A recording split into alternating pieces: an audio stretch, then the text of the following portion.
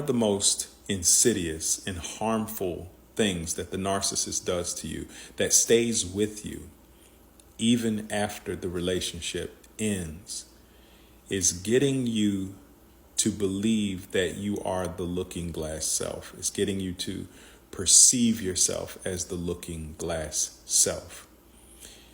The looking glass self is the self you perceive other people see when they look at you. And the way the narcissist gets you to do this is through their constant gaslighting, the projection, the triangulation, DARVO, which is deny, attack, and reverse the role of victim and defender. Anytime you bring something up and you try to resolve an issue and they make you feel responsible for something they did, they try to make you feel wrong and guilty just for trying to get the truth and to hold them accountable.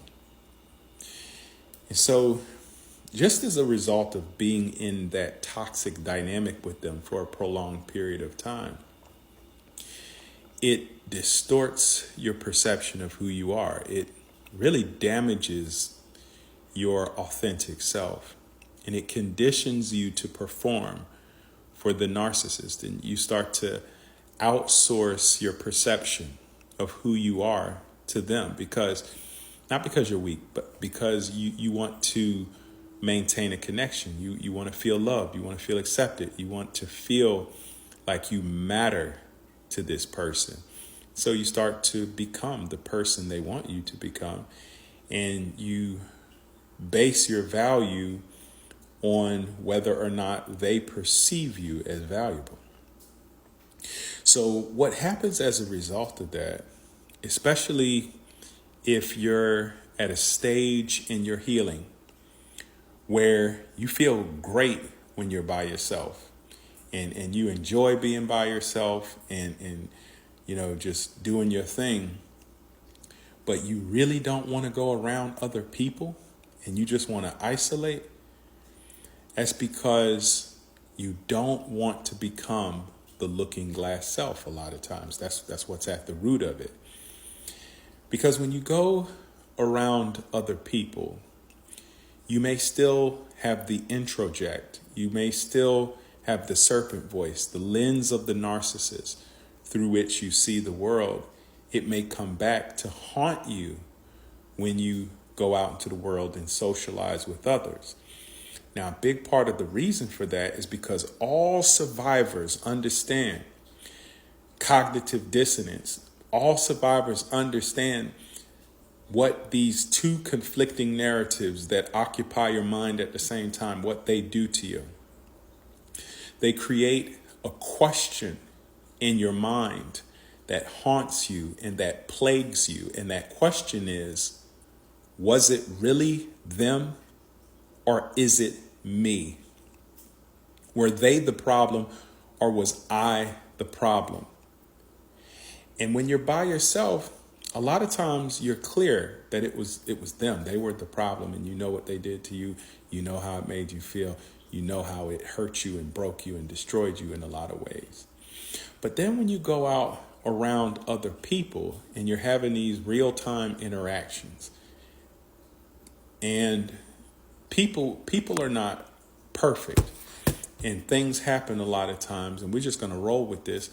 Things happen a lot of times that cause you to question what's really happening in this situation, especially if someone is triggering you. If someone does something and you start to wonder, oh, maybe I really was the problem. Maybe this interaction that I'm having with this person right now is because the narcissist was right about me. The narcissist was right all along. And you start to ask yourself those questions, and you start to become the looking glass self. You start to look to the people you're interacting with and socializing with to validate you, to approve you, to tell you that you're okay and that everything is fine.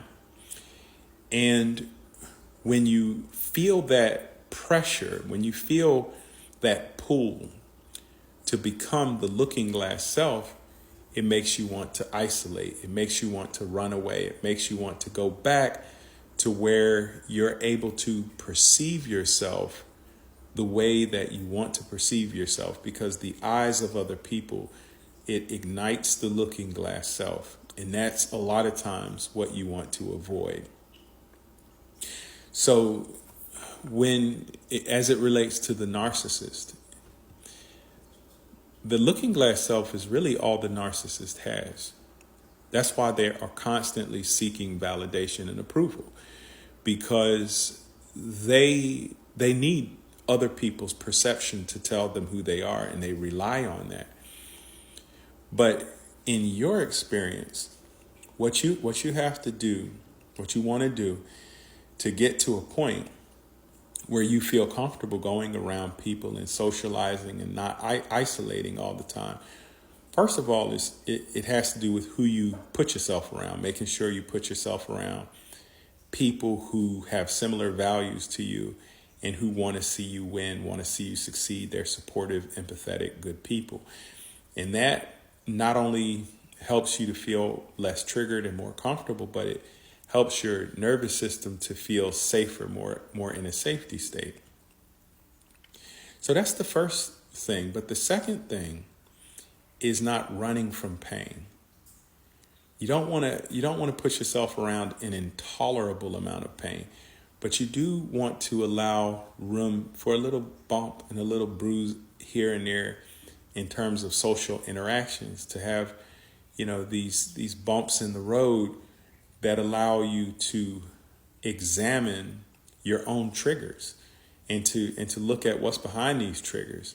And there's a real simple method that I use and work with my clients to use in terms of being able to evaluate and examine what was behind those triggers. If you're new to this page here, my name is Ken Washington. I'm a narcissistic abuse recovery coach, educator, and survivor, and I help people who are in narcissistically abusive relationships coming out of those relationships, or just really coming to a realization of being in those type of relationships.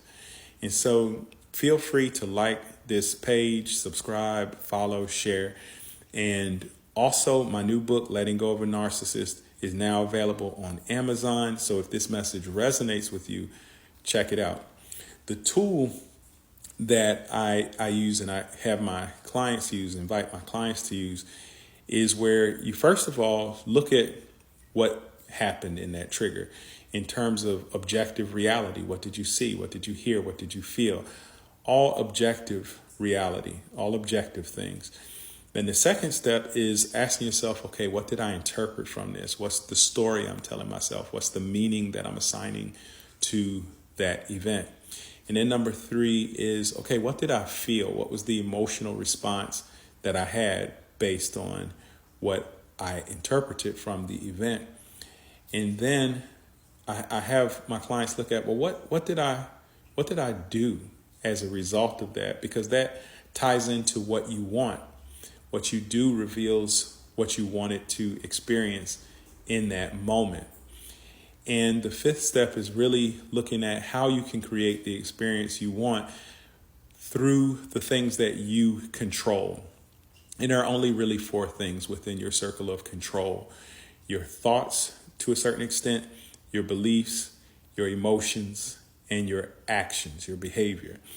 And so by you being willing to put yourself around people, to get out there, to have those social experiences, and to examine whenever you feel triggered and whenever the looking glass self takes over and you're outsourcing your perception of yourself and your perception of what's going on to someone else, being willing to evaluate that and dig deeper to the core of why that's happening and what the experience really is. That's what gives you the presence of mind to be present in the moment, to be clear, and to judge yourself more properly, because you are the subject matter expert on you.